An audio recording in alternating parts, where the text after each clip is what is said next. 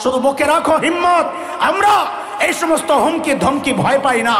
আমরা ছোটবেলা থেকে যে জিহাদি চেতনা লালন করছি, তোরা না ঢুকলে প্রকার বাস্তবায়নের সুযোগ তো পাবো না। সাহস করে ঢুকে যা, খেলা হবে ইনশাআল্লাহ। আমরা খেলতে চাই ইনশাআল্লাহ।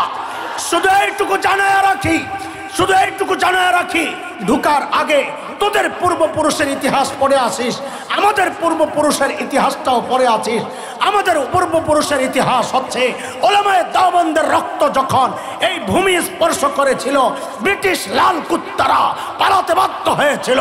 ওলামায়ে দেওবন্দের রক্ত যখন আফগানিস্তানের জমিন স্পর্শ করেছিল, রাশিয়ার শ্বেত ভল্লুকেরা পালাতে বাধ্য হয়েছিল।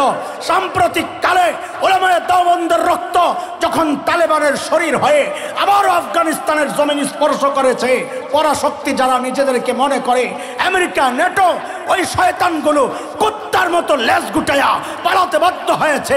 মনে রাখিস, এই সোনার দেশ, রক্তে কেনা এই দেশ যদি আক্রান্ত হয়, আল্লাহর কসম, নতুন প্রজন্মের নতুন পয়গাম শুনে রাখ, এবার কিন্তু একটাকেও পালাতে দেওয়া হবে না, পালাতে দেওয়া।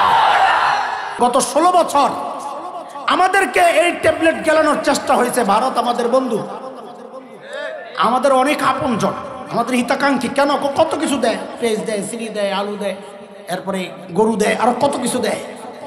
5ই আগস্ট বাংলার দামাল ছেলেরা এদেশ থেকে মাখন যাওয়ার পাইপটা যখন কাইটা দিল, তো ওই শয়তানগুলো সব দেওয়া বন্ধ করে এখন শুধু হুমকি দেয়। কয়দিন তো কি লাফানি লাফাইছে, আলু পেঁয়াজ দেব না, পেঁয়াজ আমরা কইছি দিস না, আমরা আপাই শিখাইয়া গেছে পেঁয়াজ ছাড়াও তরকারি রান্না করা যায়। আবার রেসিপি আমরা বলি নাই, মিষ্টি কুমড়া দিয়া বেগুনি খাইতে কয়ে গেছিল। আরে মনে আসেনি, লাগবো না তোকে পেঁয়াজ, যা। যে একটু মেরুদণ্ড সোজা করে দাঁড়াইছি, এখন দেখি দাদারা বস্তা সামনে লইয়া বয়া কান। কি খবর দাদা? দাদা দিনকাল ভালো যাচ্ছে না কেন? বাংলাদেশিরা পেঁয়াজ নিচ্ছে না, পচে যাচ্ছে দাদা, মরে গেলাম, একদম শেষ হয়ে গেলাম দাদা। তো তোরা খাবে না? কাঞ্জুসের আড্ডি। ওদের রুচি এত নোংরা, মন এত নিচু, কি বলবো আপনাদেরকে। এই জন্যে মাঝে মাঝে ওই যখন দেখছি সীমান্তের কাছে আইসা খালি ভেসকি মারে, ঢিক্কা যাইব বাপ। আমাকে বাংলাদেশ দখল করার আগে নিজেদের হাগার জায়গা ঠিক করে, এখনো রাস্তাঘাটে যারা মলমূত্র ত্যাগ করে, ওরা বলে আরেক দেশ দখল করব। আর আরেক দেশ দখল করার জন্য উন্নত চরিত্র লাগে, মানসিকতা উঁচু লাগে। এই চরিত্র নিয়ে, এই মানসিকতা নিয়ে আরেক দেশ দখল করা যায় না। ওই স্বপ্ন দেখলে মুসলমান দেখতে পারে। ইনশাআল্লাহ সময় কাছায় আসছে, ঘোড়ার ডিম আমার দেশ দখল করবা মিয়া। সারা দুনিয়ার দিকে তাকায়া দেখো, কালিমার পতাকা সিরিয়ায় উঠে গেছে, আফগানিস্তানে কালিমার পতাকা উঠে গেছে। আরে আমার দেশকে দখল করবা? আমরা তো স্বপ্ন দেখি ইনশাআল্লাহ, খুব শিগগির দিল্লির লালকেল্লায় আবারও কালিমার পতাকা পথ করবে ইনশাআল্লাহ।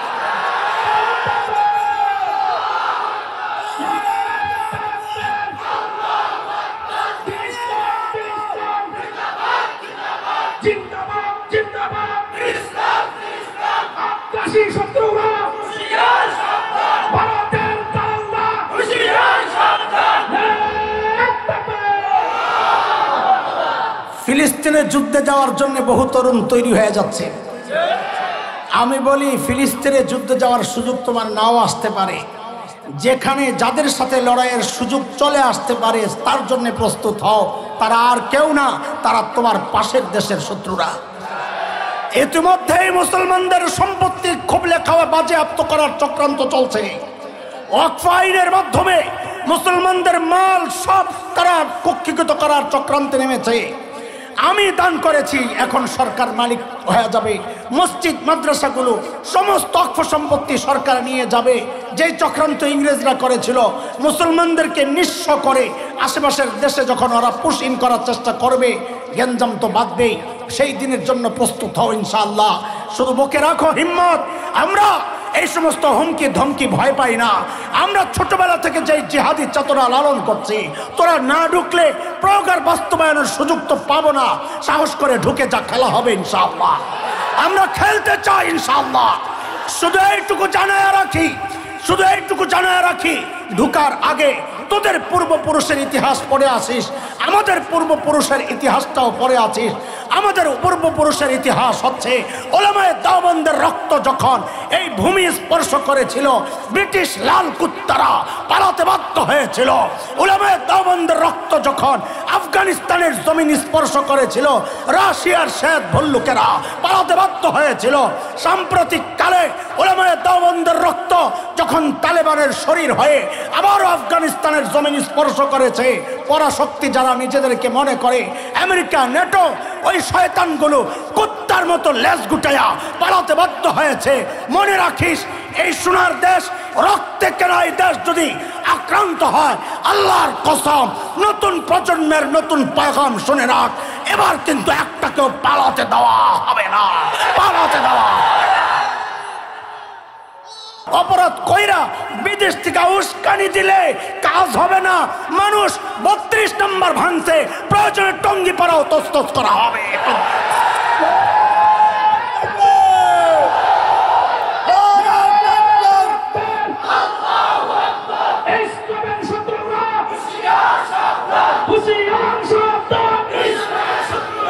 মুহতারাম হাজরিন,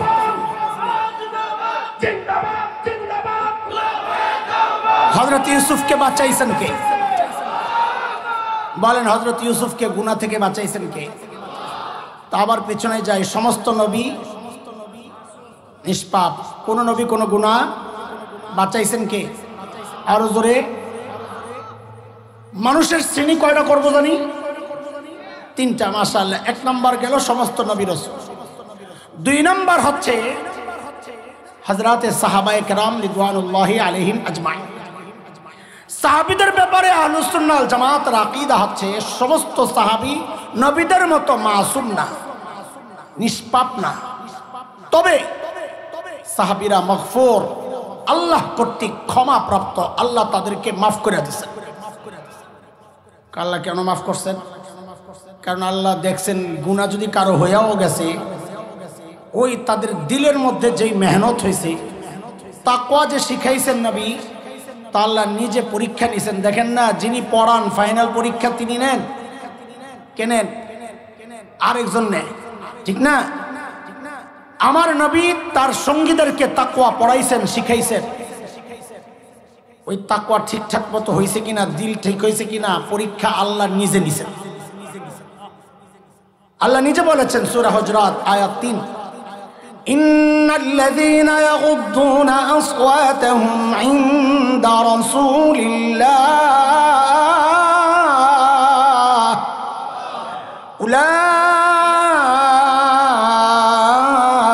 উলাইকাল্লাযীনা ইমতাহানাল্লাহু কুলুবাহুম লিত্তাকওয়া লাহুম মাগফিরাতুন ওয়া আজরুন আযীম।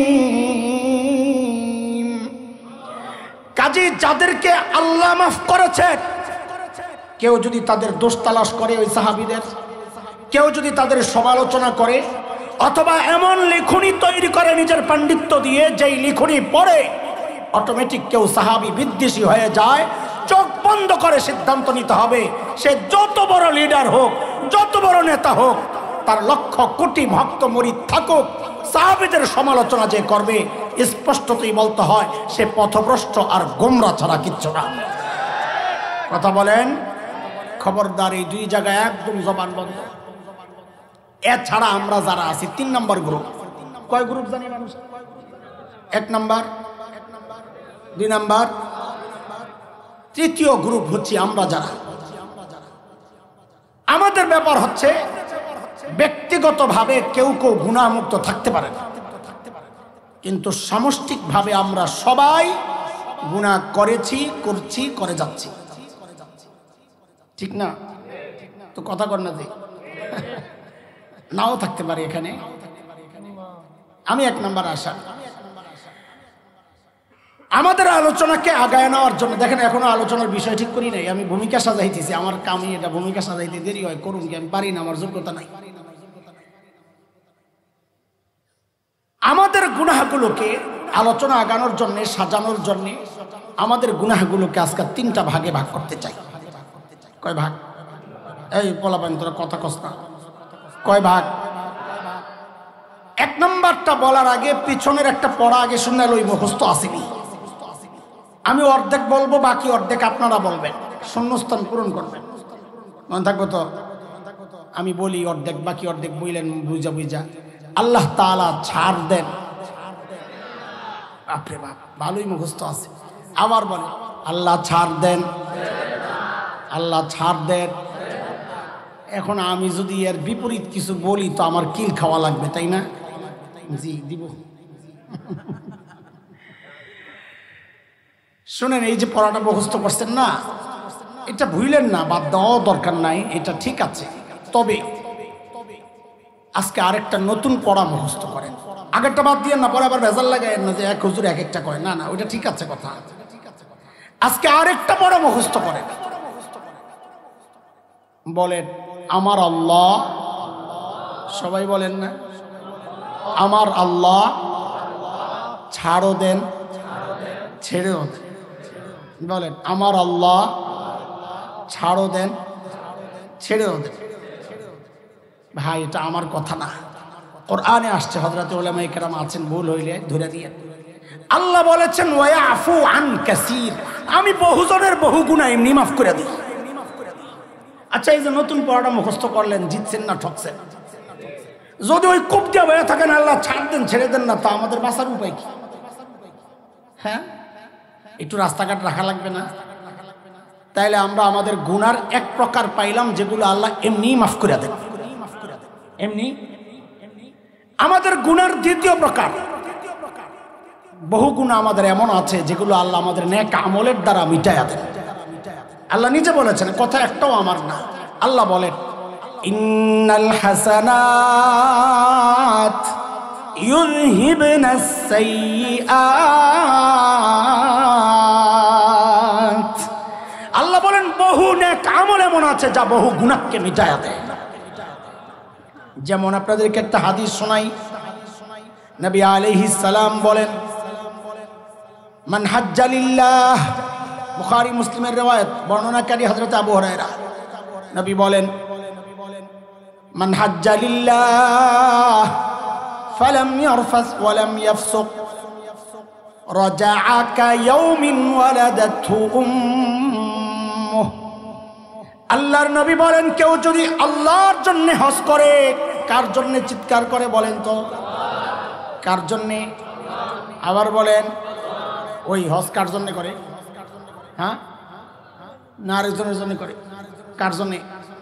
তো হজ তো করে আল্লাহর জন্য। তো নবী এটা বলার দরকার কি? কেউ যদি আল্লাহর জন্য হজ করে, বোঝা গেল কিছু একটা আছে, ঝামেলা একটা। কিছু লোক পাওয়া যাবে যারা আল্লাহর জন্য হজ করে না। কেমনে বুঝবো? এই সমাজে অভাব নাই, আমি 2 জন দেখাবো। কথা বলে না। আর দেখাবো, হজের আগেও দাড়ি কাটতো, হজের পরেও দাড়ি কাটে না? নাই। হজের আগেও সুদ খাইতো, হজের পরেও সুদ খায়। হজের আগেও ঘুষ খাইতো, হজের পরেও ঘুষ খায়। হজের আগেও দুর্নীতি করতো, হজের পরেও ছাড়ে নাই। হজের আগেও সন্ত্রাস ছিল, হজের পরেও সন্ত্রাসী আছে না নাই? তো তার হজ দ্বারা কি হয়েছে? কিছু হয় না, খালি নাম পাল্টাইছে। মানি হজের আগে আসিল সুদখোর, হজের পরে আলহাজ সুদখোর। হজের আগে আসিল ঘুষখোর, হজের পরে। হজের আগে আসিল সন্ত্রাসী, হজের পরে হাজি সেলিম। উদাহরণ সহ কইলাম আর কি। অথচ আল্লাহর নবী বলেন কেউ যদি আল্লাহর জন্য হজ করে, এমন হজ যেই হজের মধ্যে সে কোনো গুনাতে জড়ায় নাই, অশ্লীল কাজে জড়ায় নাই, এই হজটা আল্লাহর কাছে এত দামি হয়ে যায়। আল্লাহর নবী বলেন সে যখন হজ করে বাড়ি আসে এমন পরিষ্কার পবিত্র পরিচ্ছন্ন হয়ে যায় যেন আজকেই তার মা তাকে জন্ম দিলেন। সব গুনাহ মাফ। তাহলে কি বুঝলাম? নেকের দ্বারা গুনাহ মাফ হয়। আমরা যে তো দাবি করছি, দাবি ঠিক আছে তো নাকি? হ্যাঁ কথা কর না। ওমরা দিয়া বলছেন নবী আল উমরাতু ইলাল উমরা কাফফারাতুন লিমা বাইনাহুমা। এক উমরা টু আরেক উমরা মাঝখানের সব গুনাহ মাফ। তাহলে নেক আমল গুনাহ মাফ করে কি করে না? কয় রকম গেল গুনাহ? এক রকম গুনাহ যেগুলো আল্লাহ এমনি মাফ করেন। 2 নম্বর রকমের গুনাহ যেগুলো নেক আমলের দ্বারা মাফ হয়। 3 নম্বর গুনাহটা হচ্ছে ওই যে শুরুতে আপনারা যেটা বলছেন, আল্লাহ তাআলা ছাড় দেন কিন্তু বলছেন নেই আছে আছে, এটা বাদ দিই নাই তো আমি আরেকটা বাড়াইছি আর কি। তো বলেন গুনার 3 নম্বর প্রকার কি? যে সমস্ত গুনাহ আল্লাহ ছাড় দেন। আমার লোকের জোরে জোরে কথা না করে আমি ছেড়ে দেবো, জোরে কর। যে সমস্ত গুনাহ আল্লাহ ছাড় দেন, এগুলা অনেক আছে, আমরা আসতেছি। যেমন একটা হলো জুলুম। জুলুম জুলুম আল্লাহ ছাড় দেন কিন্তু, যেমন নমরুদ জুলুম করছে, আল্লাহ ছাড় দিয়েছেন কিন্তু কি করছেন? নমরুদ কি করছে? কি করছেন? ছাড়েন নাই তো কি করছেন? সাবাস, এটাই শুনতে চাইছিলাম। মানুষ খালি কয় মশা দিয়া, ল্যাংরা মশা দিয়া মারছে। আরে ভাই, ল্যাংরা মশা একটা আমার আপনার নাকে দিয়া ঢুকা ভিতরে যায়াও তো আমার মরার কারণ হইতে পারে, এত তো আমার কোনো বেজ্জতি হবে না। বেজ্জতিটা আনতে হবে, সেটা হইলো খরম দিয়া। খরম দিয়া খালি জুতা না, প্লাস্টিকের নরম জুতা না, খরম খরম চটচট করে মাথায় বাইরে বাইরে মারছে। দেখেন শুনেন, শব্দ যেখানে যেটা বলা দরকার, তাচ্ছিল্য যখন উদ্দেশ্য, তাচ্ছিল্যের শব্দটাও বলা লাগবে। যেমন কথার কথা, আপনাকে যদি একজনকে তাচ্ছিল্য বলতে বলা হয়, আমি বলছি না, যদি এরকম বলে আর কি, কাক্কাদের, এটার মধ্যে খোঁচা হবে না। খোঁচা যদি দিতে হয় শব্দ চেঞ্জ করতে হবে, বলতে হবে কৌয়া কাদের। আরে বলেন না, বলেন না, আপনি অনেক শুদ্ধর ভাবলেন, যদি না শুদ্ধ করে বলতে হবে কাক্কাদের, শুদ্ধ করে এনে খোঁচা হবে না। খোঁচা দিতে হলে কি কইতে হবে? কৌয়া কাদের মধ্যে যে খোঁচা আছে, কাক্কাদের মধ্যে এটা নাই। কথা কর না। ফেরাউন জুলুম করছে, আল্লাহ ছাড় দিছেন কিন্তু। কোন ফেরাউন? বেড়া ফেরাউন। কোন ফেরাউন? বেটা ছিলেন তো, বেটা বেটা তো বেটা ফেরাউন জুলুম করছে, আল্লাহ ছাড় দিছেন কিন্তু। কি করছে? সুবাইয়া মারছে। একেবারে সুন্দর সুন্দর শব্দ কইতাছে আমার ভাই, সুবাইয়া মারছে। এটা কার কথা বললাম? কোন ফেরাউন? জোরে কন।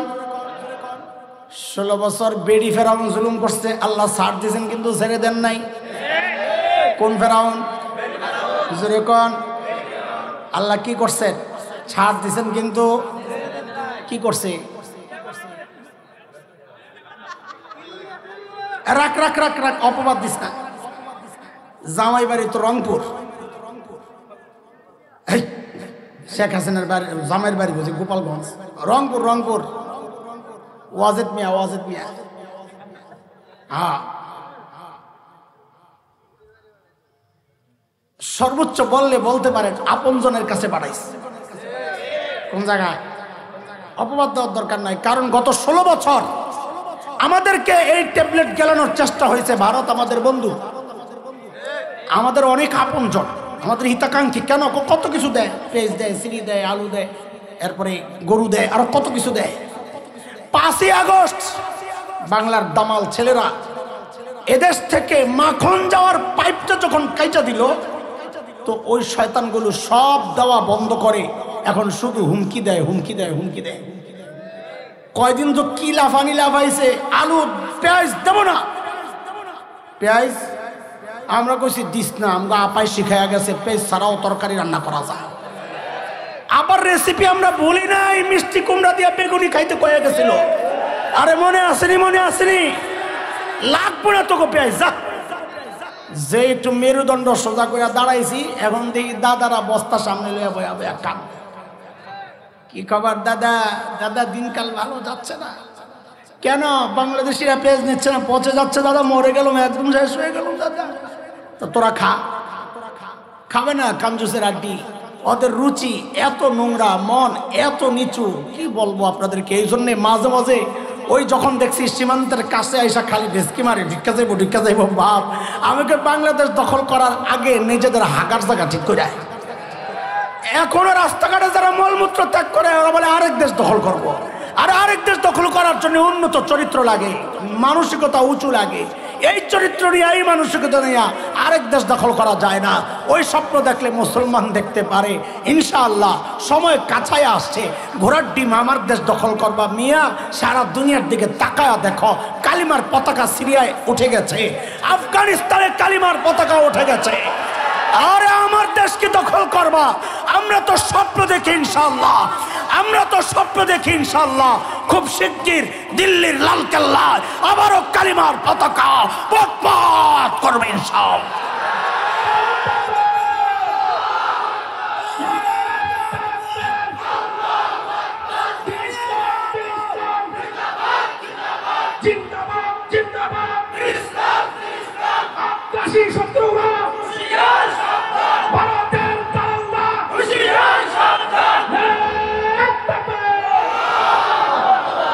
ফিলিস্তিনের যুদ্ধে যাওয়ার জন্য বহু তরুণ তৈরি হয়ে যাচ্ছে।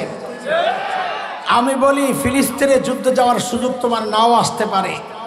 যেখানে যাদের সাথে লড়াইয়ের সুযোগ চলে আসতে পারে তার জন্য প্রস্তুত হও। তারা আর কেউ না, তারা তোমার পাশের দেশের শত্রুরা। ইতিমধ্যেই মুসলমানদের সম্পত্তি খুবলে খাওয়া বাজেয়াপ্ত করার চক্রান্ত চলছে। ওয়াকফ আইনের মাধ্যমে মুসলমানদের মাল সব তারা কক্ষিগত করার চক্রান্তে নেমেছে। আমি দান করেছি, এখন সরকার মালিক হয়ে যাবে। মসজিদ মাদ্রাসাগুলো সমস্ত ওয়াকফ সম্পত্তি সরকার নিয়ে যাবে।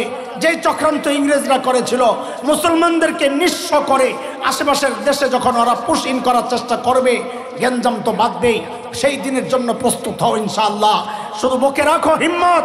আমরা এই সমস্ত হুমকি ধমকি ভয় পাই না। আমরা ছোটবেলা থেকে যে জিহাদি চেতনা লালন করছি, তোরা না ঢুকলে প্রয়োগের বাস্তবায়নের সুযোগ তো পাবো না। সাহস করে ঢুকে যা, খেলা হবে ইনশাআল্লাহ। আমরা খেলতে চাই ইনশাআল্লাহ। শুধু এইটুকু জানায় রাখি, শুধু এইটুকু জানায় রাখি, ঢুকার আগে তোদের পূর্বপুরুষের ইতিহাস পড়ে আসিস, আমাদের পূর্বপুরুষের ইতিহাসটাও পড়ে আছিস। আমাদের পূর্বপুরুষের ইতিহাস হচ্ছে ওলামায়ে দেওবন্দের রক্ত যখন এই ভূমি স্পর্শ করেছিল, ব্রিটিশ লাল কুত্তারা পালাতে বাধ্য হয়েছিল। ওলামায়ে দেওবন্দের রক্ত যখন আফগানিস্তানের জমিন স্পর্শ করেছিল, রাশিয়ার শ্বেত ভল্লুকেরা পালাতে বাধ্য হয়েছিল। সাম্প্রতিক কালে ওলামায়ে দেওবন্দের রক্ত যখন তালেবানের শরীর হয়ে আবারও আফগানিস্তানের জমিন স্পর্শ করেছে, পরাশক্তি যারা নিজেদেরকে মনে করে, আমেরিকা, নেটো, ওই শয়তানগুলো কুত্তার মতো লেজ গুটাইয়া পালাতে বাধ্য হয়েছে।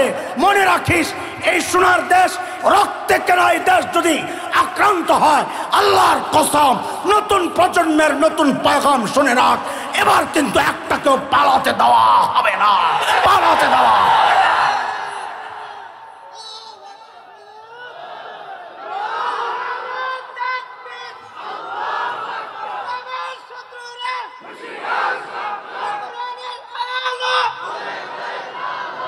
ও মুসলমান, আছেন তো, আছেন তো, হারায়া যায় না। এমন অসংখ্য গুনাহ আছে যা আল্লাহ ছাড় দেন, কিন্তু এই গুনাহগুলো নিয়ে আলোচনার মাকসাদ আমার না। আজকে একটা ভিন্ন গুনাহ নিয়ে কথা বলতে চাই। শুরুতে কোরআনের যে আয়াত পড়েছে, ওই আয়াতে আল্লাহ বলেছেন এই টাইপের গুনাহ আমি ছাড় দিব, কিন্তু ছেড়ে দিব না। সেটা কি? আল্লাহ বলেন, بلى من كسب سيئة وأحاطت به خطيئته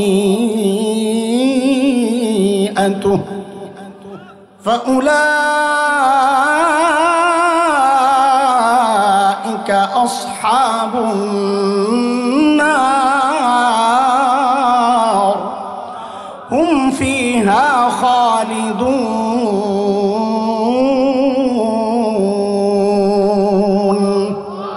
আয়াতের তর্জমা করছি না। আল্লাহ বলেন যে গুনাহ বান্দাকে ঘিরে নেয়, আহাতাত বিহি খাতিআতু, যে গুনাহ বান্দাকে ঘিরে নেয়, মানে কি এ কথা?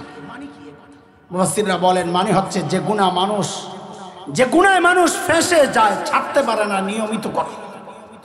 আল্লাহ বলেন ফাউলাইকা আসহাবুন নার, আমি ওদেরকে ছাড়বো না, আমি ছাড়বো না। কি সেই গুনাহ যা মানুষ নিয়মিত করে, ছাড়তে পারে না? কি সেই গুনাহ?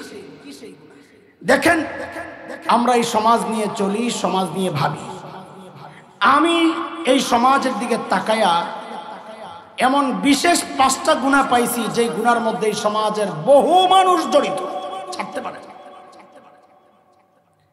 এর মধ্যে একটা গুনাহ আছে এমন যে গুনার মধ্যে এই সমাজের জুয়ান, বুড়া, নারী, পুরুষ, সাধারণ মানুষ, হুজুর, পীর সাহেব, মুরিদ সাহেব, ইমাম, মুসল্লি, সব শ্রেণীর মানুষ যে গুনায় জড়িত ছাড়তে পারে না, সেই গুনাহটার নাম হচ্ছে গীবতের গুনাহ।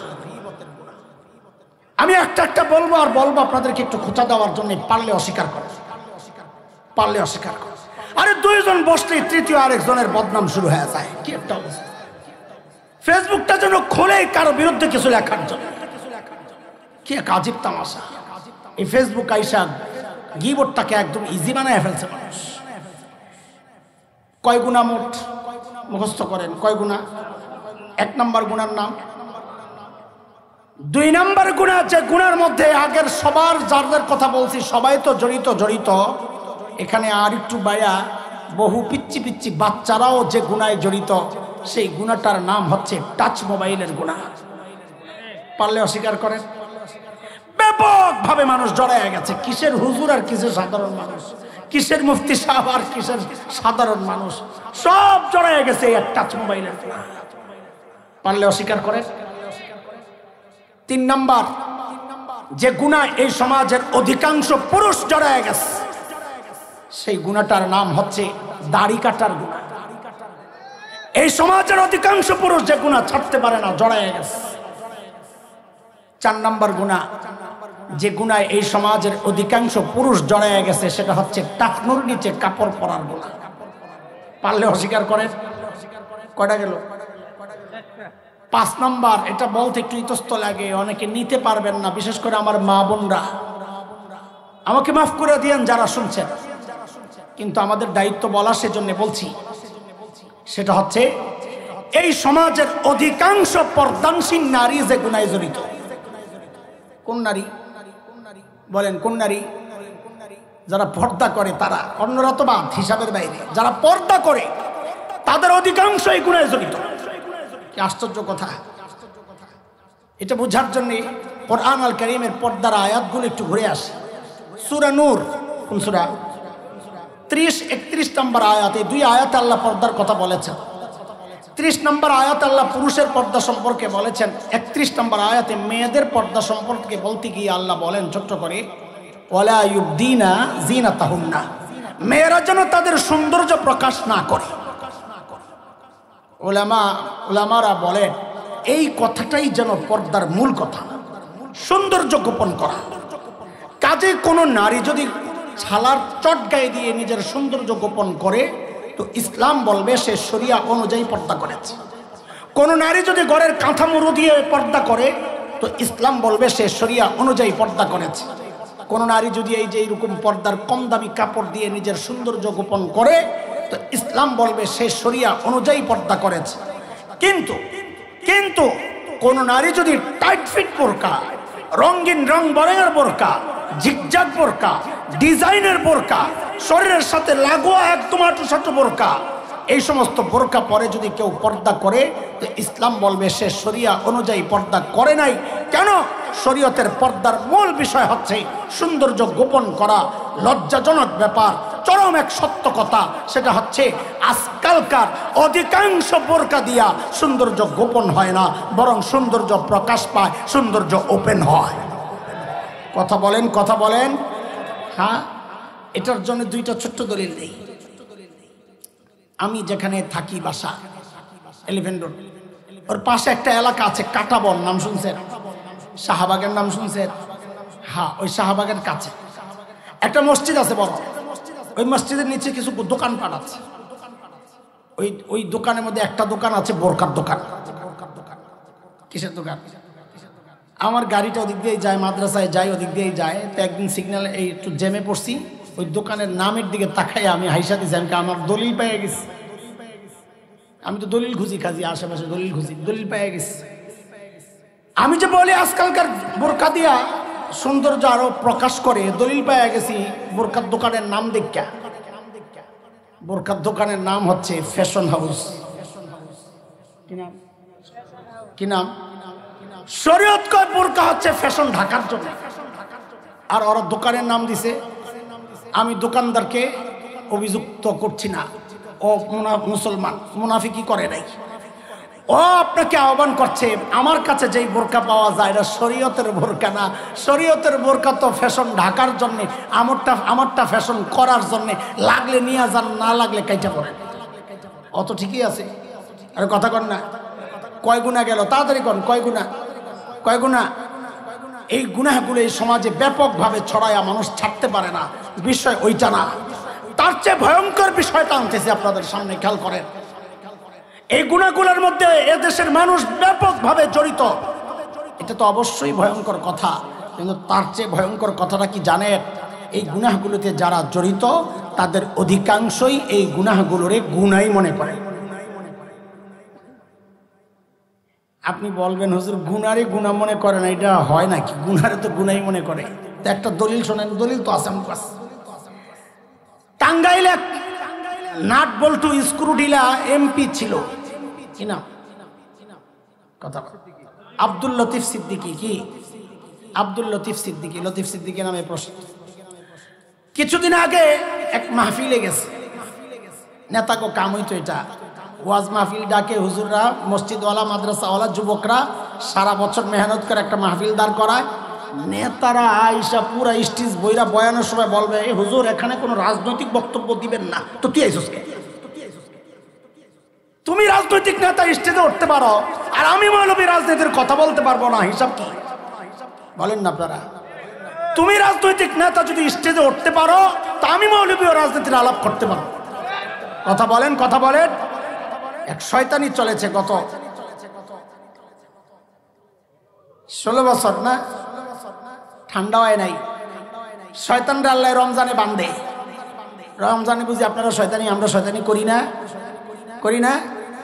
শয়তান তো বান্দা কিনলে করি, হিট দিছে যে এখনো ঠান্ডা হয় নাই, এটা চলতেছে। কাজে ওই 16 বছরের গরম এখনো চলতেছে। মাঝে মাঝে এমন কিছু নেতা মাহফিলে পাওয়া যায় কি যায় না? আরে কথা বলেন না আপনারা, বুঝেন না কিছু? ওই নেতা বয়কট করতে হবে যারা মাহফিলে বাধার তৈরি করে। ওই নেতা বয়কট করতে হবে যারা এখনো চাঁদা চায়। চাঁদাবাজির দিন শেষ, নতুন এক বাংলাদেশ, যেখানে চাঁদাবাজ পাওয়া যাবে ওরে কালামানিক্কার মতো গণপিটুনি দিয়া কলা পাতায় শোয়া রাখতে হবে। পারবো তো ইনশাল্লাহ? আরে পারবো তো ইনশাল্লাহ। রক্তে কেনাই নতুন বাংলাদেশে কোনো চাঁদাবাজি চলবে না, ইসলাম বিরোধী কোনো অবস্থান চলবে না। যদি কেউ করো তো তোমার আপার সাথে যায়া থাকো, যায়া এই দেশে চলবে না। কথা বলে, এটা শহীদ মুক্তের বাংলাদেশ, এটা শহীদ আবু সাইদের বাংলাদেশ। এই দেশে নতুন কোন সন্ত্রাসকে জায়গা দেওয়া যাবে না, পুরানরাও আসতে পারবে না। প্রতিটা ফোঁটা রক্তের হিসাব দিয়ে আসতে হবে। শাপলা চত্বরের রক্তের হিসাব না দিয়া কেউ এই দেশে আর ঢুকতে পারবে না, ঢুকতে দেওয়া হবে না।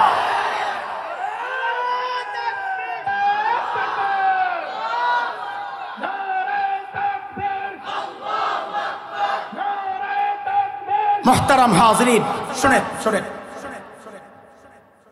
আব্দুল লতিফ সিদ্দিকী গেছে এক মাহফিলে। এতটা অসামাজিক একটা মাহফিলের একটা সমাজ আছে না? এই যে আমার কাছে বসে রয়েছে লোকটা, সাধারণত সে টুপি পরে না, চেহারা দেখলে মনে হইতেছে আজকে টুপি পরে আইছে না। কেন? মাহফিলের সমাজ এটা। আহা, কথা বলেন না। এমন অনেকে আছেন যারা নিয়মিত পাঞ্জাবি পরেন না, আজকে পরছেন কেন? এটা সমাজ, সমাজ রক্ষা করতে। ওই পান্ডায় গেছে একটা টি শার্ট পইরা, প্যান্ট পইরা, আর টুপিটা বিছাড়া কিচ্ছু নাই। যাইয়া হুজুরের চেয়ারটার মধ্যে বয়া শুরু করছে ওয়াজ। কি ওয়াজ করে? আপনারা হুজুররা যে দোয়া করেন, আমি কিন্তু আমিন বলি না। কি বলে না? আমি কই কিরে ঘটনা কি? আমিন কেন বলে না? আমার নাইলে চেহারা খারাপ, আমার দোস্ত আইয়ুবীকে চেহারা খারাপ, এই হুজুরের দেখেও আমিন বলতে মন চায় না। অপেক্ষায় আছি ও কি কয়। আমিন কেন বলি না? আপনারা তো ওয়াজ করেন, বাচ্চাদেরকে বুঝান আল্লাহর কাছে মাফ চাইতে। আমি এই জন্য আমিন বলি না, কারণ আমার জিন্দিগিতে আমি কোনো পাপ করি নাই।